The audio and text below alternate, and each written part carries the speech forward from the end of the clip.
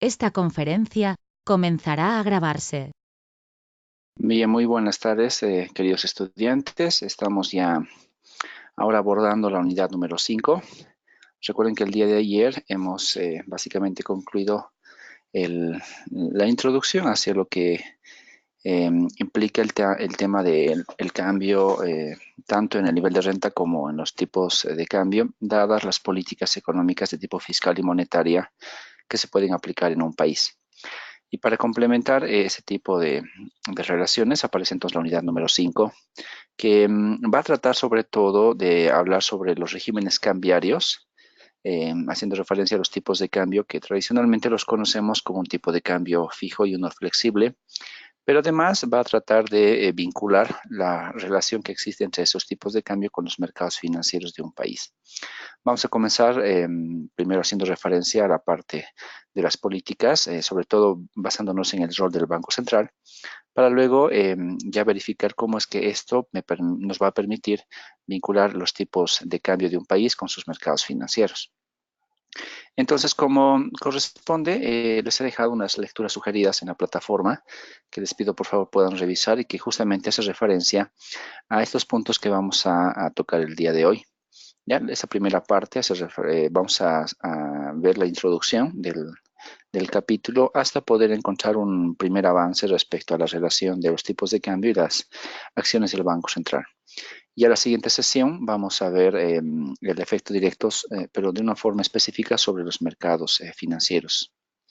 Ok, como introducción verificamos básicamente que nos comentan que los países en general, ya en un contexto muy actual, tanto sean países grandes o países pequeños, tienen normalmente sus regímenes cambiarios de tipo flotante. O sea, hay muchas formas de verificar que en la revisión de datos de los países, sobre todo los países ricos, vamos a verificar que los países ricos o los países grandes tienen sus tipos de cambio de tipo flotante.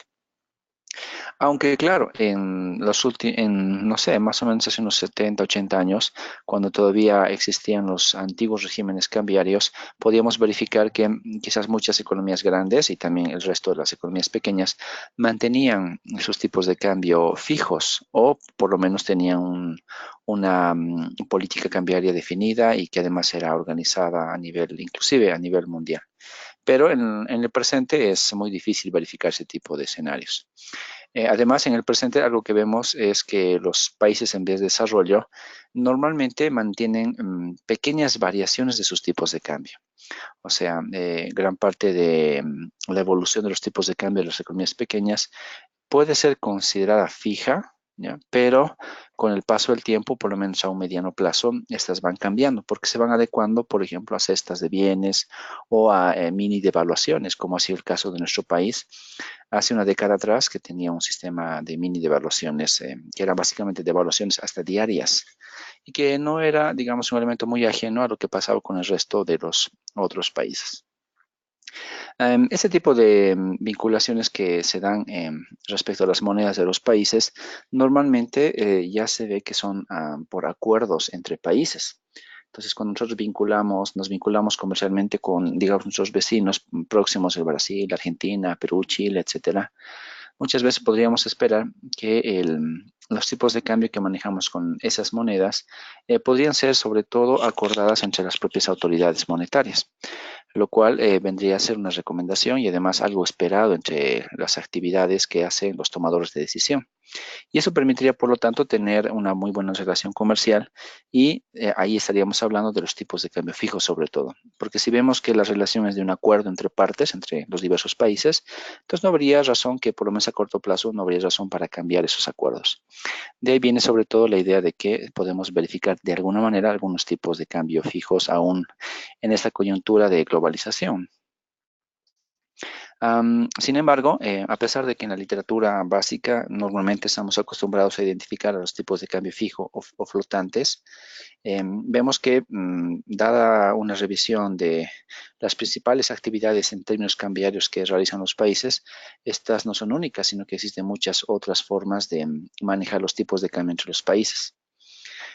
Quizás una de las más conocidas es la denominada flotación sucia, que hace referencia a que un país acuerda mantener un tipo de cambio fijo, pero que para evitar algún tipo de problemas con su sistema interno, con su propia economía o su mercado de divisas, decide de forma unilateral intervenir.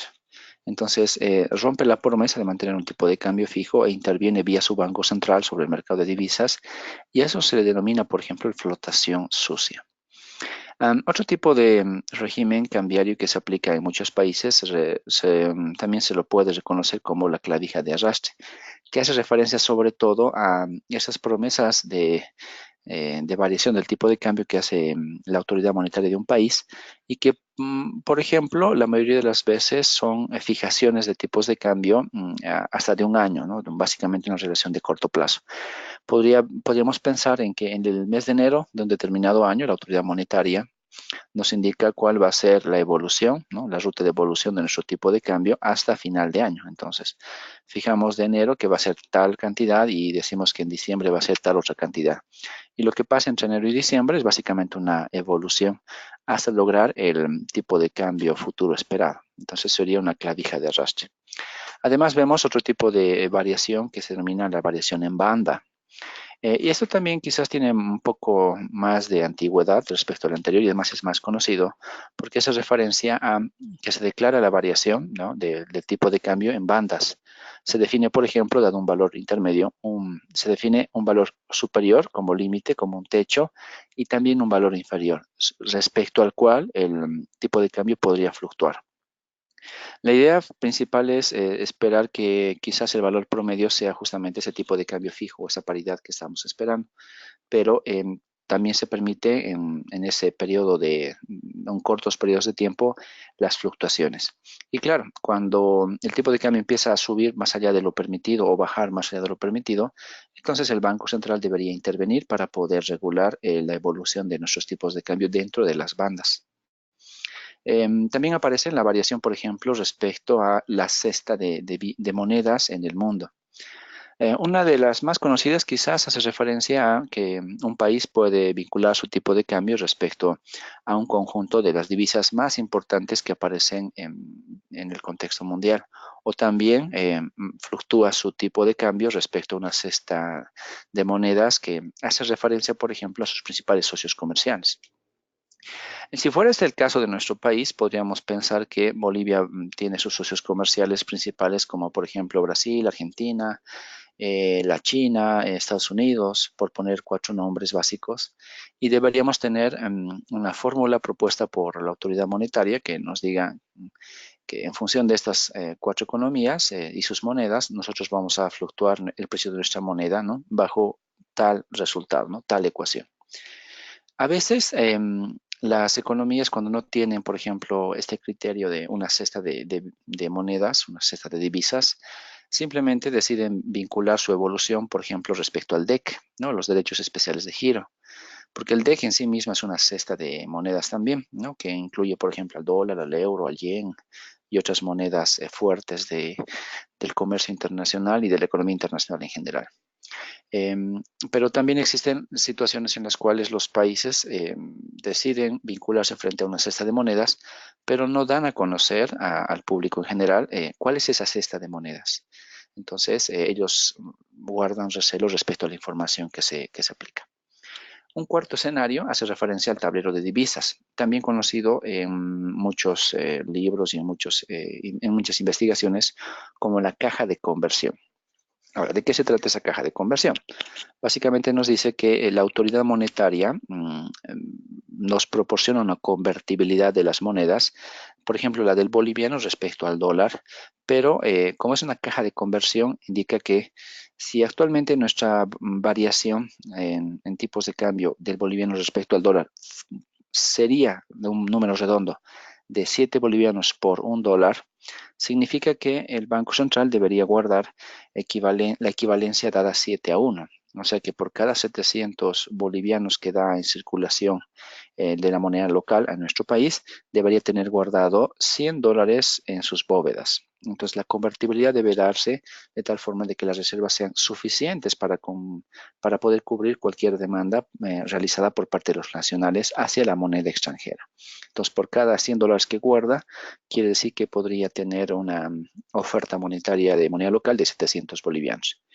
Y ese tipo de escenarios se han dado, por ejemplo, en algunos casos como en la Argentina en los años 90. Entonces, la Argentina hace un par de décadas atrás tenía sobre todo una convertibilidad de tipo de la caja de conversión que le permitió mantener por muchos años, por un periodo considerable, su tipo de cambio equivalente de 1 a 1 entre la moneda argentina y el dólar estadounidense.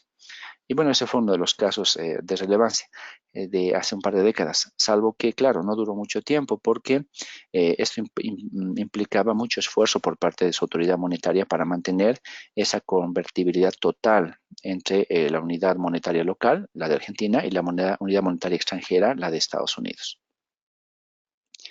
En ese contexto, como vemos nosotros que, bueno, les acabo de comentar que hay tantos tipos de cambio fijos como flexibles en general, y aunque gran parte de estos no son fijos, sino que más bien son flexibles porque tienen algún tipo de variación en el tiempo, ahí aparece la pregunta entonces, si casi todos son flexibles, ¿por qué nos interesa estudiar los tipos de cambio fijos?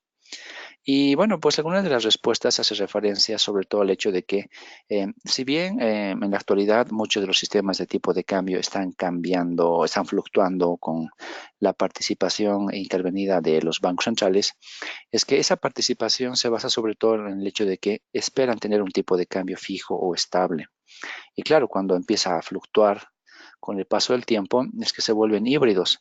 Buscan ser fijos, aunque en algunos periodos de tiempo aceptan ser también flexibles. Entonces, por eso es importante todavía mantener que el tipo de cambio fijo es un buen objetivo de política cambiaria en los países en general. Una segunda idea de por qué nos interesaría seguir estudiando los tipos de cambio fijo en esta coyuntura de globalización hace referencia a que en muchos casos se han visto que los países se empiezan a aliar y generan, por ejemplo, acuerdos monetarios. Y esos acuerdos monetarios no significan necesariamente que van a tener una moneda única, sino dicen que vamos a mantener nuestra convertibilidad fija entre los países miembros de tal acuerdo. Y por lo tanto, eso significaría otra vez que tenemos un tipo de cambio fijo, por lo menos entre los países que están dentro de ese acuerdo monetario. La tercera razón hace referencia a que, bueno, los países en vías de desarrollo, también denominados los países pobres, muchas veces fijan, ¿no?, sus tipos de cambio así, de una manera directa hacia el dólar, en algunos casos hacia el euro y en muy pocos casos hacia una cesta de monedas. Entonces, esta relación, esa indexación de evolución, hace básicamente pensar que se refiere hacia un tipo de cambio fijo dólar, digamos, unidad con el boliviano. Y ese tipo de cambio fijo no debería evolucionar con el tiempo a menos que sea necesario. Y otra vez estamos volviendo a comenzar con el concepto de que el tipo de cambio fijo es la base, aunque permitamos algún tipo de variaciones o mini devaluaciones con el paso del tiempo.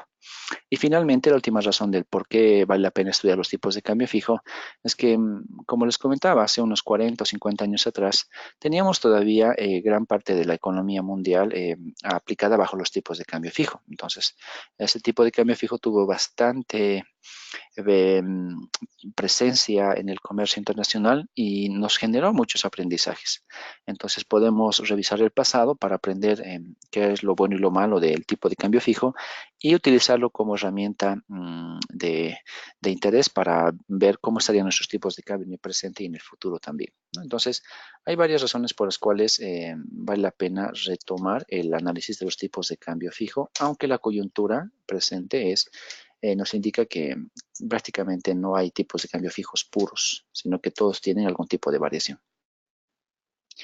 En este contexto, debemos recordar que el Banco Central de los países es la autoridad que se encarga, por ejemplo, de velar en primera instancia por el dinero que circula dentro de las economías, pero también es la que se encarga, por ejemplo, de alterar de alguna forma intervenida los mercados de divisas y por lo tanto afectar los tipos de cambio. En este caso vamos a hablar del Banco Central como la entidad que se encarga, por ejemplo, de promover la oferta monetaria dentro de los países y es la que nos permite, ¿no?, vía su política monetaria, tener acceso a cierta cantidad de dinero en los determinados países. Uno de los instrumentos que aplican los bancos centrales cuando quieren ofertar dinero en general es, se debe registrar sobre todo en las actividades que se ven ahí en este cuadro, que es un balance del Banco Central. Entonces, los instrumentos que tiene el Banco Central en términos de política tienen que estar adecuados a lo que implica su balance. Y ese balance, como en términos contables básicos, implica sobre todo una doble partida. O sea que cualquier actividad que vayamos a realizar se tiene que registrar en ambos lados, tanto en un activo como en un pasivo. Y cuando vemos los activos, una idea básica del instrumento llamado balance del Banco Central, los activos están conformados sobre todo por activos de tipo moneda extranjera y activos de tipo moneda nacional. Y por otra parte, tenemos también pasivos. Y los pasivos son, por ejemplo, los depósitos, sobre todo atribuidos a los bancos privados. Y también el efectivo en circulación. Así que en este primer balance Banco Central, que es muy básico y que se lo presenta en esta diapositiva, nos hace pensar que si la economía está realmente en equilibrio y el Banco Central está en equilibrio, tendríamos un balance que en el activo suma 2.500 y en el pasivo también suma 2.500. Cuando hablamos, por ejemplo, de activos extranjeros, son, por ejemplo, los bonos que el Banco Central puede tener, pero que tiene moneda extranjera, ¿no? Por ejemplo, un bono o un activo de renta fija, digamos, de un país vecino, un bono brasilero o un bono europeo, etcétera. Si el Banco Central es dueño de esos bonos o activos de renta fija, entonces eso formaría parte de sus activos, denominados en moneda extranjera. También las propias divisas de moneda extranjera.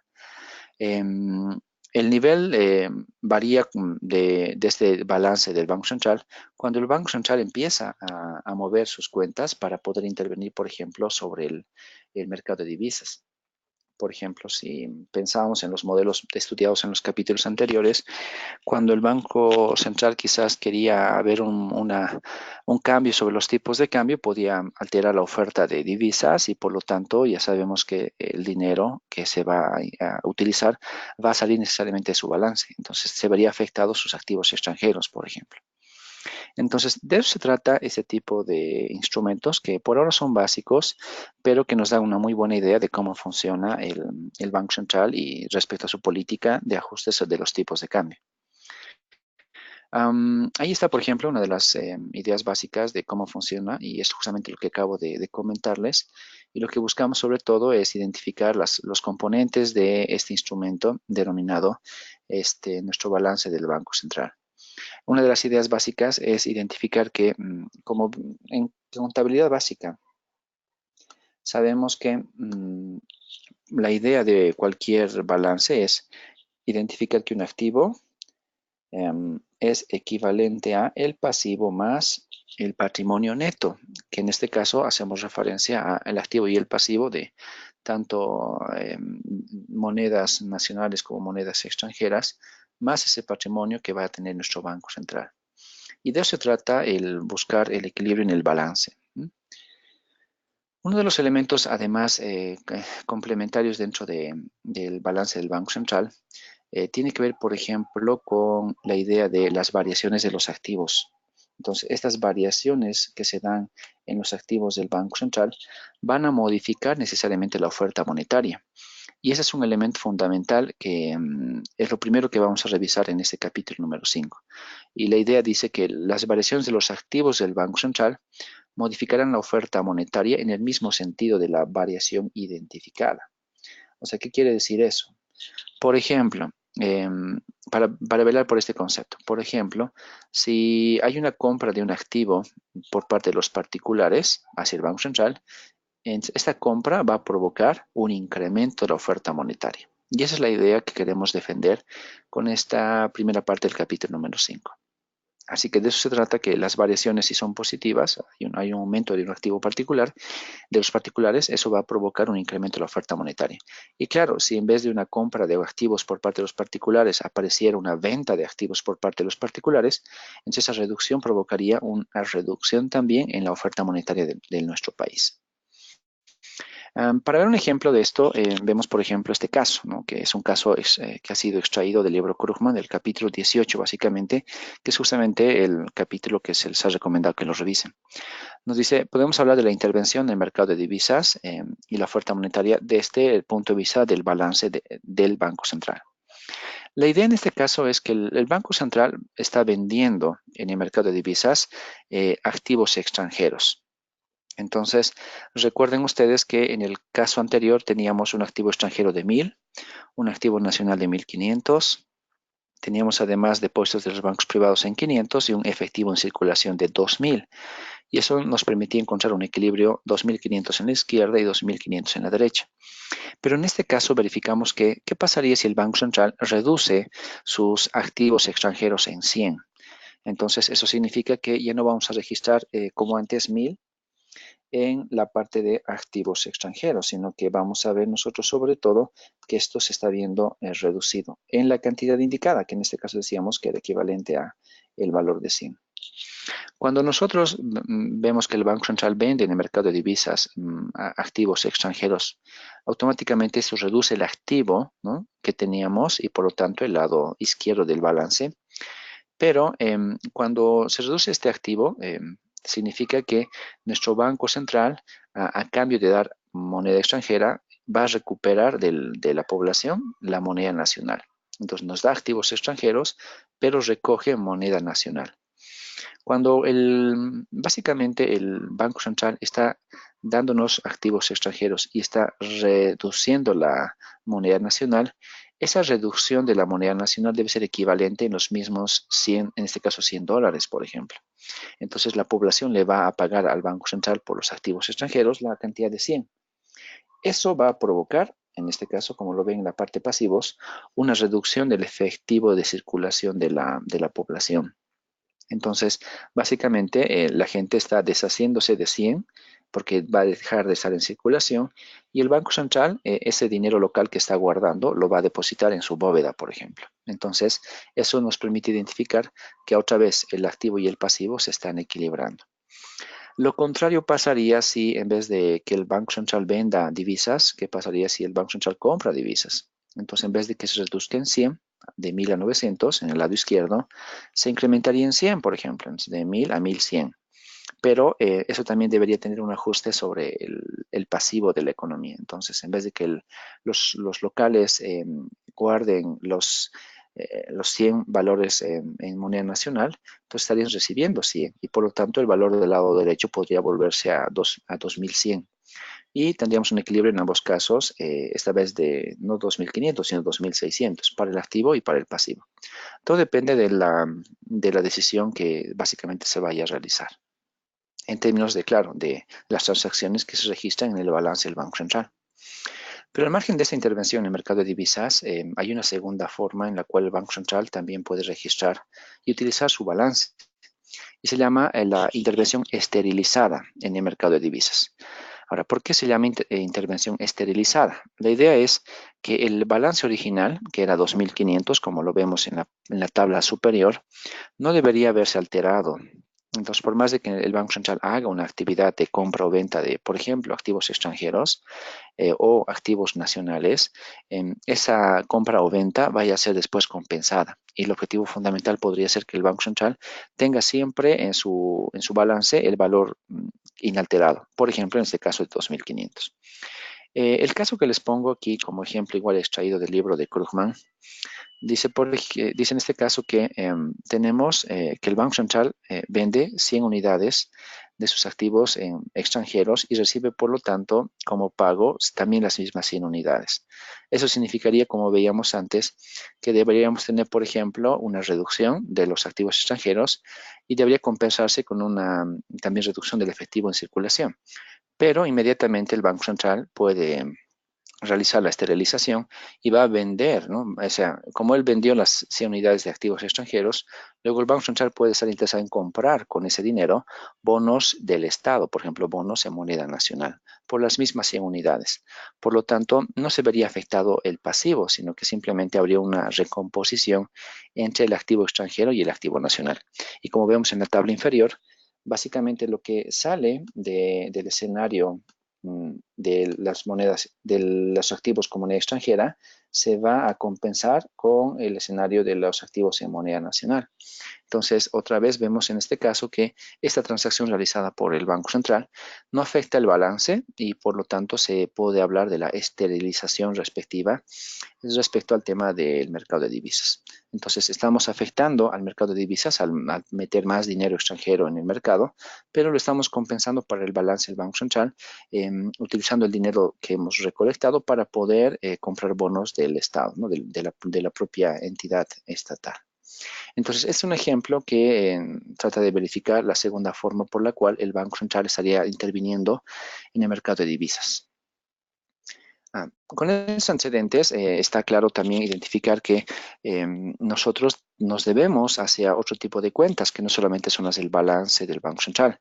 También debemos identificar que el Banco Central todo lo que implica a los agentes económicos de un país están vinculados, por ejemplo, con la balanza de pagos. Entonces, esta balanza de pagos tiene una relación directa con la cuenta corriente, la cuenta capital, la cuenta financiera. Pero cuando queremos relacionar esto con, por ejemplo, la oferta monetaria y la actividad del Banco Central, podemos verificar que la balanza de pagos tiene un comportamiento equivalente ¿a qué? A la cuenta corriente, a la cuenta capital, pero en la cuenta financiera va a ser equivalente a la diferencia que existe entre los bancos centrales respecto a cómo están financiando sus transacciones con reservas internacionales.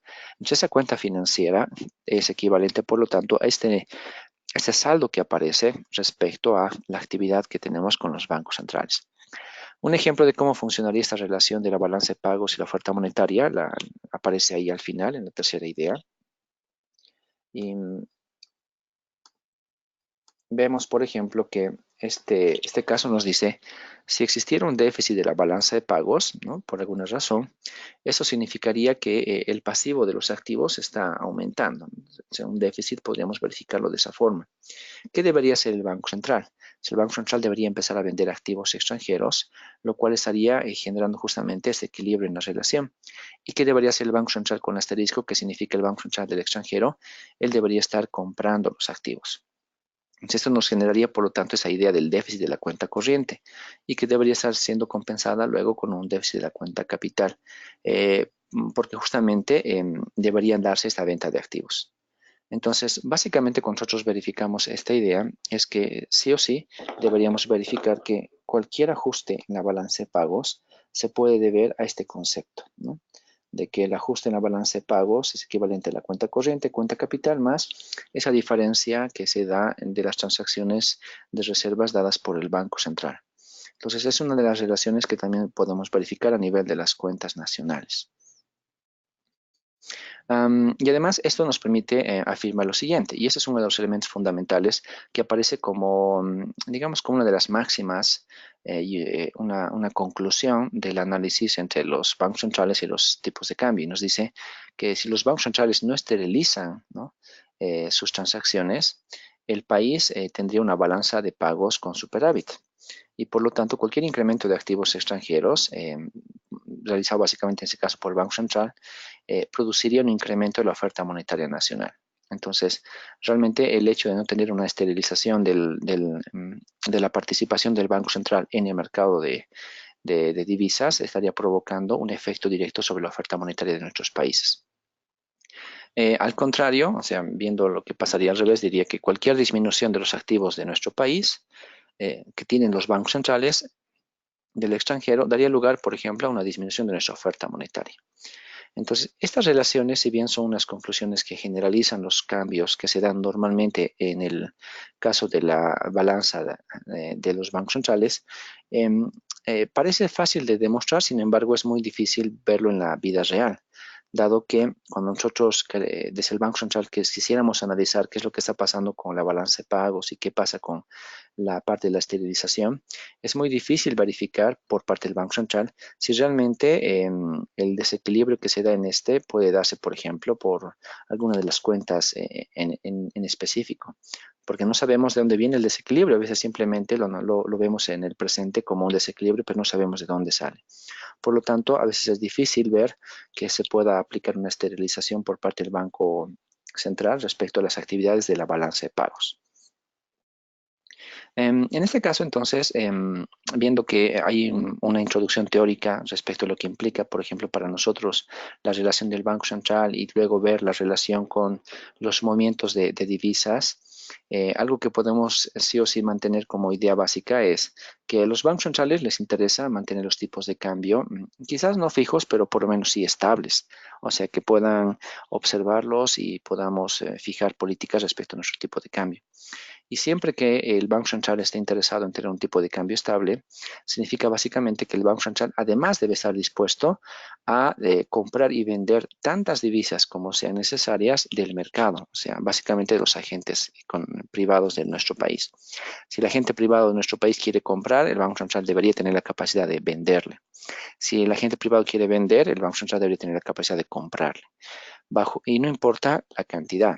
Si realmente se da ese tipo de escenarios, entonces significaría que el Banco Central está teniendo una muy buena relación con la evolución de los agentes privados, sobre todo para analizar lo que es la evolución del tipo de cambio y mantenerlo fijo en el tiempo.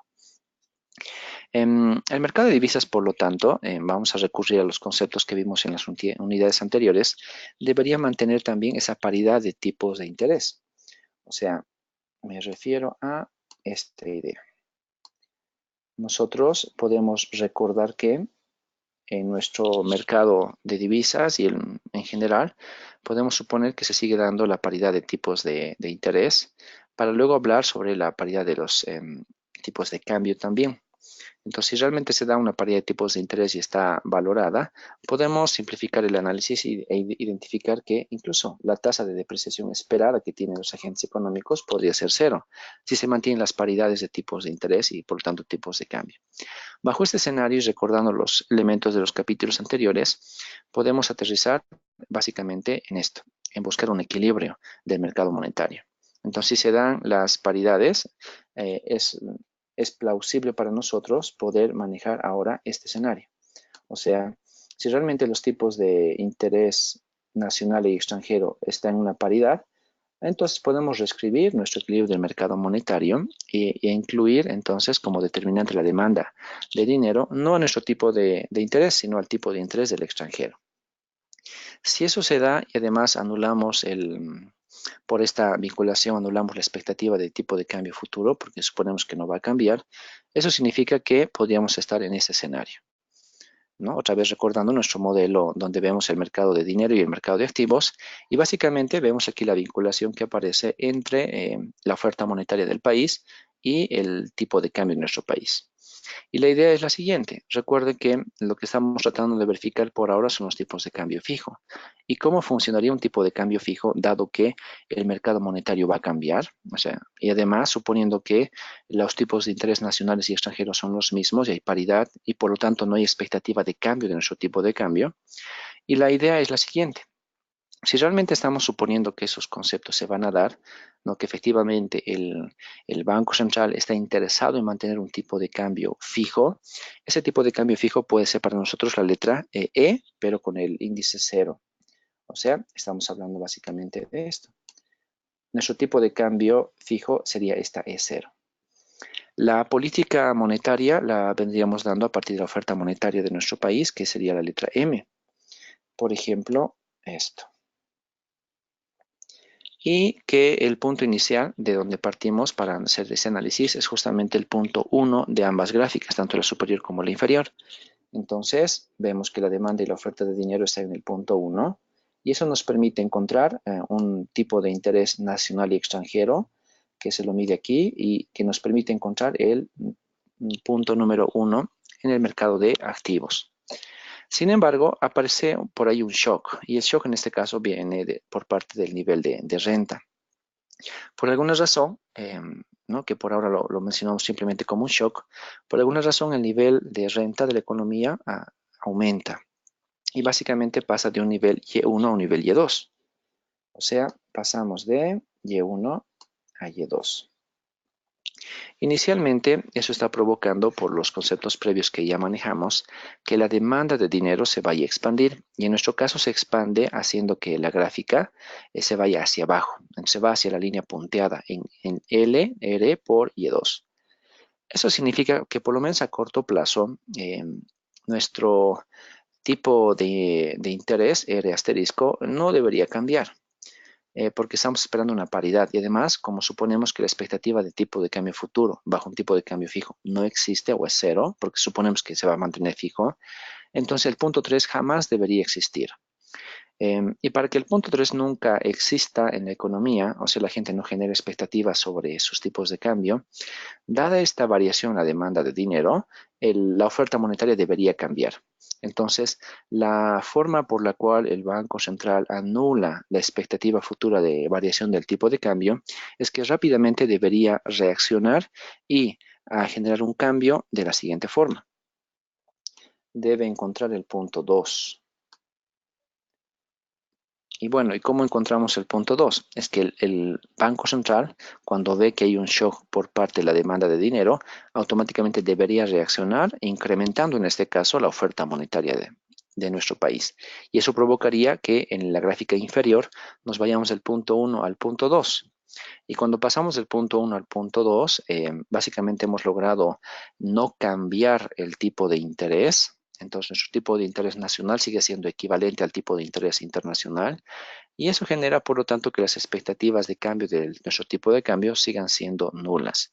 Y por lo tanto, hemos logrado el objetivo fundamental, que en nuestro caso era que dado que el punto 2 es el punto final que vemos ahí, la idea fundamental es que el tipo de cambio no vaya a fluctuar y el tipo de cambio se quede en E sub 0. Entonces, de eso se trata el análisis que queremos ver y que por ahora es la primera parte, es recomendada para que lo puedan revisar ustedes. Entonces recuerden, hay algunos conceptos que los estamos ahora uniendo y que uno de ellos sobre todo tiene que ver con estos equilibrios del mercado de dinero y el mercado de activos y que están vinculando ahora con la política monetaria de nuestro país y respecto a lo que estamos llamando por ahora los tipos de cambio fijos.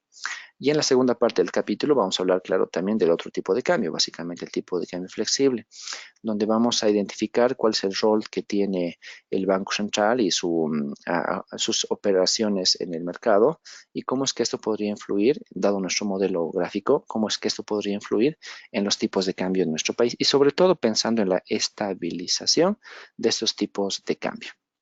Bien, esta es la primera parte, chicos. Hasta aquí les he recomendado que puedan leer en el capítulo 18, así que revisen con calma lo sugerido y también vayan a responder, por favor, en las preguntas de repaso que les he dejado. La siguiente clase vamos a continuar con la segunda parte de este capítulo número 5 y, bueno, es un capítulo corto, así que prontamente vamos a acabar esta unidad número 5. Bien, que tengan muy buenas tardes, chicos, y si tienen alguna pregunta, ya saben, los espero ahí en el foro para que lo podamos ver con calma. Bien, que tengan muy buenas tardes y saludos a todos ustedes.